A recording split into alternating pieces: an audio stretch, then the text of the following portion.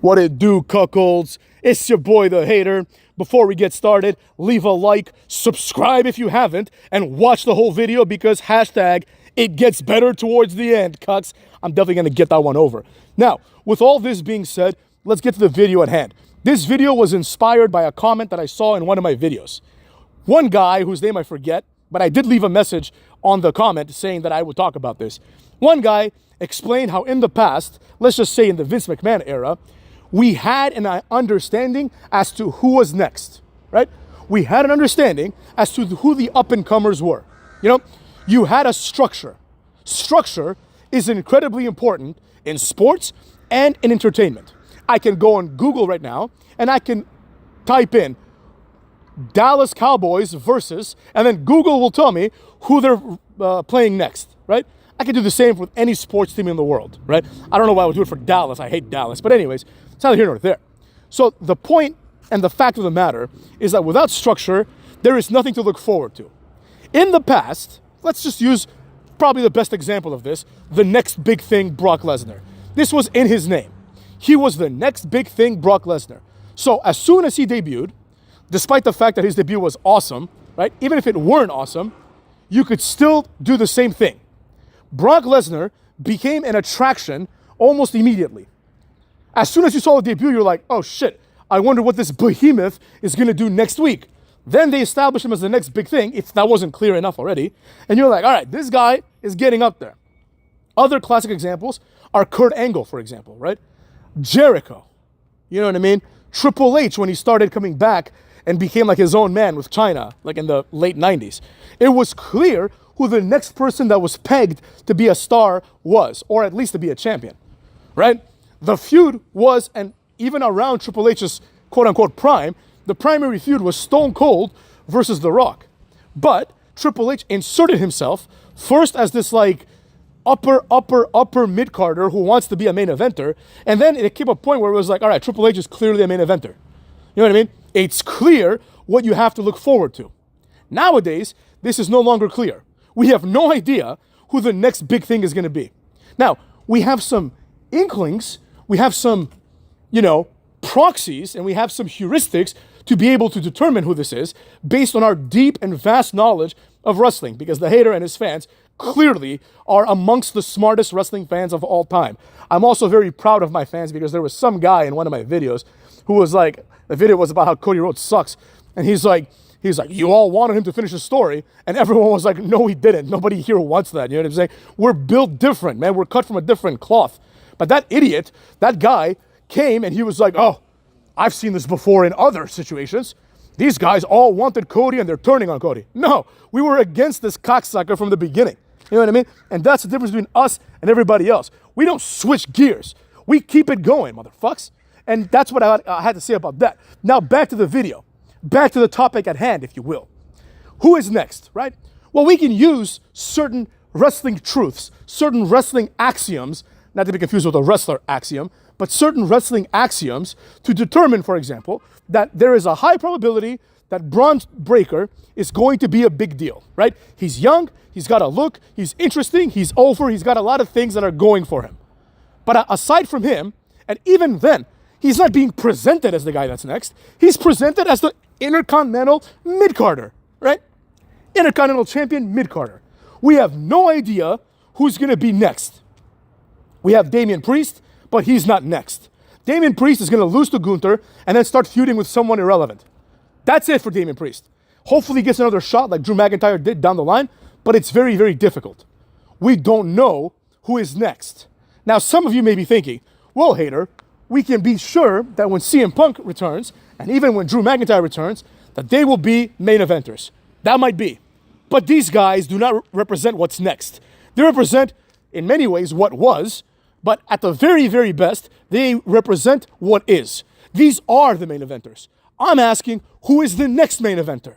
People have no direction whatsoever. They don't even know.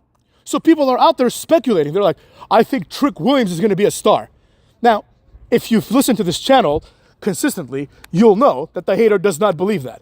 The hater is very bearish on Trick Williams. He's very bearish on, what's his face? Obafemi, right? These are not the people that are going to rise wrestling to the next level. And even if they were, they're certainly not presented as such. The presentation of Obafemi is on the same level as the presentation of Baron Corbin before he got released. You know what I mean? So there you have it, cucks. Nobody is next. And that is an integral part of wrestling. I'll give you an example. If I were to ask, who do you think is going to win the Royal Rumble? Well, there's a few people that are favorites, right? All of them are former world champions. All of them. Think about it. Cookie Rhodes, if he loses it, he might win it. That's always a possibility. Probably not. The Rock, there's a small chance that he might win if he comes back for it. If he comes back for it, he's winning it. But the question is, will he come back for it? Roman Reigns, that's got to be the favorite. Cena, CM Punk. It's those guys. Now, I will concede that unlike other Royal Rumbles, like the last one, where it was either Cody or CM Punk and nobody else had any business being in the match, now we have, the pool is a little bit wider. But none of the people are next, right? They're all people that are former champions. Some of them are former legends. Some of them are the fucking Rock. You see what I'm saying? Back in the day, my favorite Royal Rumble of all time, there's two that I really like. The one that Benoit won and the one that Rey Mysterio won. And the reason that I like them is not just because of the winners and because the Royal Rumbles were presented well. It's because there was a lot of people that were next. There's one particular Royal Rumble where there was like 10, 15 dudes that could theoretically win. Some of them were very unlikely, like Chris Masters was probably not going to win the Royal Rumble. Carlito back then was probably not going to win the Royal Rumble. But it felt like they had a chance. Like, it wouldn't be surprising, for example, if Carlito was in the Final Four because he was getting a massive push. MVP, they were getting massive pushes. Now, nobody gets a massive push. So, Bronson Reed can be in the top 4 at the Rumble, or he could be the first person eliminated, and nobody would bat an eyelash. Like, if Bronson Reed comes out first, and the next one is a surprise entrance by Brock Lesnar, Bronson Reed's fat ass is getting thrown out of there quicker than Santino. He's going to be tossed out by Brock Lesnar. He's going to be completely bodied by the alpha male of our species, Brock Lesnar, and he's going to throw this fat jobber over the top rope with ease. That's what's going to happen. Same thing. If it's Bronson Reed and Cena, Bronson Reed will get some offense, but Cena is eventually going to like low bridge him, and there goes Bronson Reed's fat ass. You see what I'm saying? None of these people feel like they have any capacity to win anything of value, right? Like, do you think there's any chance that Bronson Reed wins the Royal Rumble? Do you think there's any chance that Jey Uso wins the Rumble? It's basically zero. It's basically zero. And if it happened, it would be like one of the biggest holy shit moments in wrestling history. You see what I'm saying? In the past, there was a chance. Like when Benoit won the Royal Rumble, he was clearly an underdog, but he was one of the top 5, top 6 winners, possibly. Right?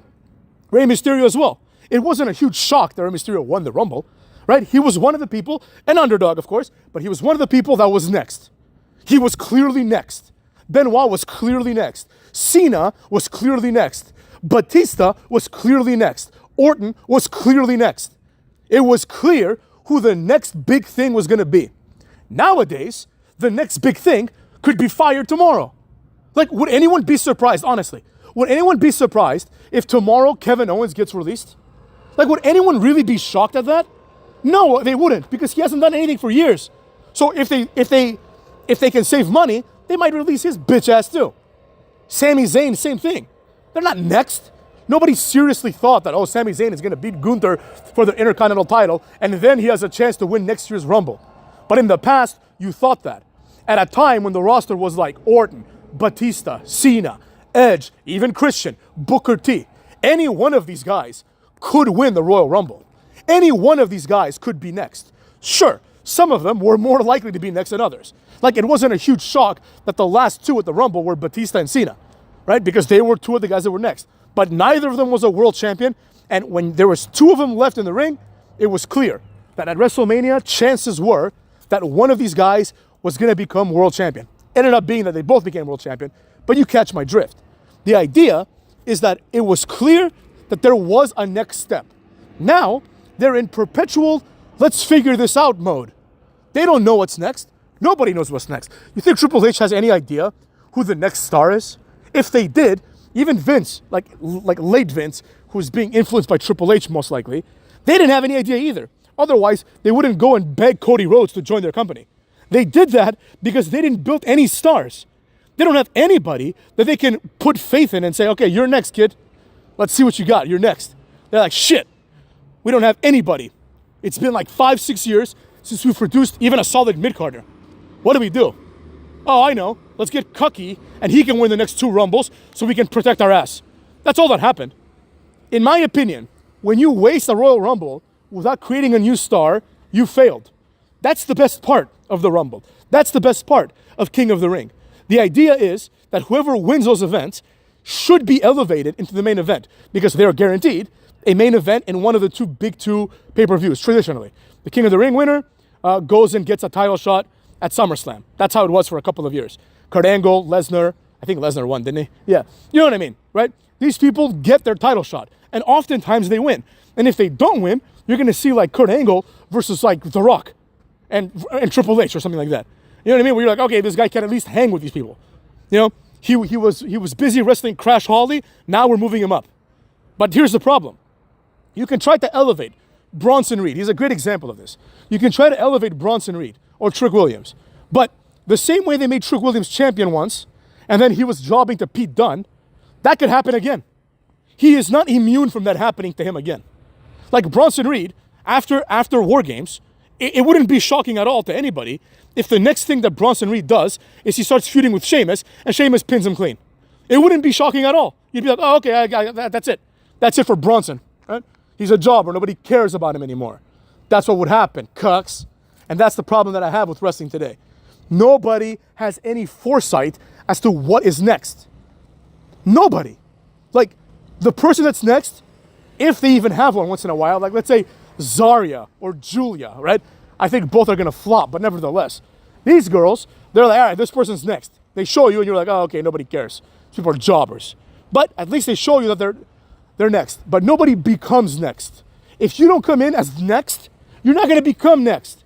Which is kind of ironic because the whole point of NXT is that we're going to find out who is next, right? That's why it's called NXT. The next superstar is coming through here. But they're not. The next superstar that goes to NXT is going to be like the equivalent of Baron Corbin. You know what I mean? Who goes back there because he has nothing to do. Oh, Cedric Alexander is in NXT to be a mentor. To be a mentor for what? Oh, he's going to like look after Javon Evans. Why the fuck would Javon Evans take any advice from this jobber? You know what I mean? Like Javon, like the storyline should be Cedric Alexander goes to Javon and says, I want to be your mentor. And Javon just laughs at his face and says, are you kidding me? It took you like 15 years in the indies to become a jobber in WWE. I'm like 19 and I'm already in here. You should be learning from me, cuckold, not the other way around. You know what I mean? And that's the problem. They bring in all these veterans to NXT and they're like, now we're going to find out who's next. Oh, of course. Apollo Crews is really going to be helpful in figuring out who's next. Fuck out of here. You know what I'm saying? How about take Apollo Crews and Cedric Alexander and give them a push? How about make them next? You see what I'm saying? Would it be, and I'm going to say something controversial, because that's how the hater operates. Would it be any different? Let's just say, if instead of Cucky Rhodes, it was Cedric Alexander. I know it's laughable because everyone thinks of him as a jobber, but would it be any different? What does Cucky Rhodes add to this equation? Nothing. He's just a guy they put the title on, and he comes out of a bus once in a while. That's all he does, cucks. So with that being said, WWE and AEW as well, this problem exists in AEW, need to start thinking about who's next. They need to start establishing this once again. Like, it's been so long since a random new guy has debuted on the main roster, and they've said, this dude is him. That's it. That's all I want. One person, like one Brock Lesnar, one Randy Orton, one John Cena. Just bring one of those guys, man. Just be like, this guy is next. He's not going to be a jobber at all. Like, it could have been Braun Breaker. I know he has to go through NXT. In my opinion, he spent too much time in NXT. But it's like, all these people go to NXT, and then they get demoted, right? Why is it, for example, that Carmelo Hayes was in the main event at NXT, and now he has to go to SmackDown and be a mid-card jobber? He should say, wait a second, I was the NXT champion. I should be wrestling for the world title, right? That's the next logical step. The next logical step is not, I'm NXT champion, and now I'm going to wrestle for the mid-card title. No. Well, then what's the point of being NXT champion? Think about it. If Obafemi, who is the NXT mid-carder, comes to SmackDown, what is he going to wrestle for? The mid-card title, right? The NXT mid-carder wrestles for the mid-card title on the main roster, and the NXT main eventer should immediately be pushed to the main event. Otherwise, keep him in NXT. Like they did with Adam Cole. Keep him there, be like, oh, he doesn't do anything. He just hangs out here. You know? has meaningless matches. Trick Williams, for example, when he gets introduced to the main roster, he should go after like Gunther immediately. You know, put him on Raw and have him wrestle Gunther. Even if he loses, if he has like a pay-per-view match that's competitive, you can establish him as a quasi-modern era main eventer. But they're not going to do that. They're going to have Trick Williams go there, and he's going to be like, Braun, I already beat you for the NXT title, now I'm going to beat you for the IC title. Then he's going to beat Braun, let's say, and become the IC champion, and then Braun's going to be elevated after a loss to the world title, just like Gunther did.